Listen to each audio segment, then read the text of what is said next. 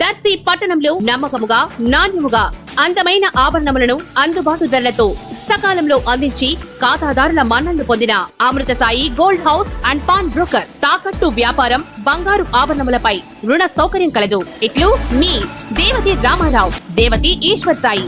Amrutha Sai gold house and pawn brokers, గడియార స్తంభం వద్ద కురిచేడు రోడ్, దర్శి. ప్రేక్షకులకు నమస్కారం. ఏడిఎన్ న్యూస్ టీవీ మన దర్శి, మన local channel. ADN news TV ప్రేక్షకులకు నమస్కారం. వార్తలు చదువుతుంది మీ ప్రసన్నారాం.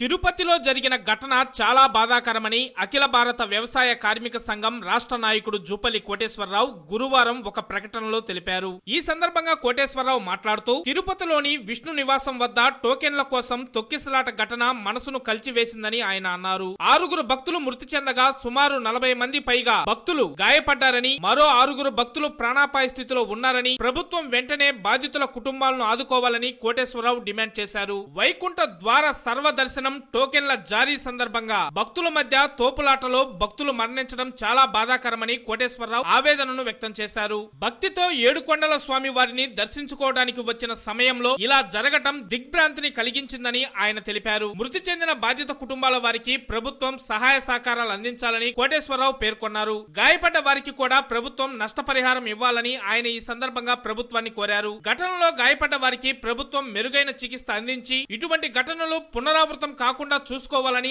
ఆయన ఈ సందర్భంగా ప్రభుత్వాన్ని కోరారు. మీడియా మిత్రులకు నమస్కారం. నిన్న రాత్రి తిరుపతిలోని విష్ణు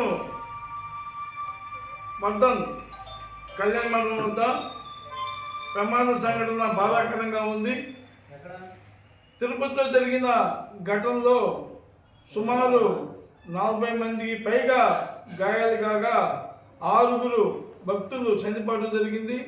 మరొక 6 భక్తులు పరిస్థితి అగమ్యగోచరంగా ఉంది.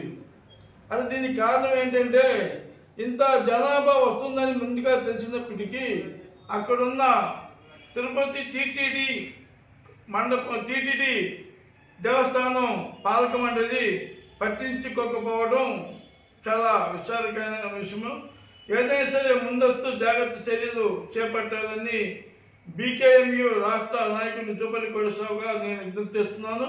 అలాగే మృతి చెందిన వారందరికీ నష్టపరిహారం చెల్లించి, ఈ యొక్క గాయపడిన వారికి కూడా నష్టపరిహారం చెల్లించాలని, గాయపడిన వారందరినీ ప్రభుత్వ వైద్యశాలలో ప్రైవేట్ వైద్యశాలలో చేర్పించి చికిత్సకి నిమిత్తం ఖర్చులు పెట్టాలని ప్రభుత్వాన్ని కోరుచున్నాను.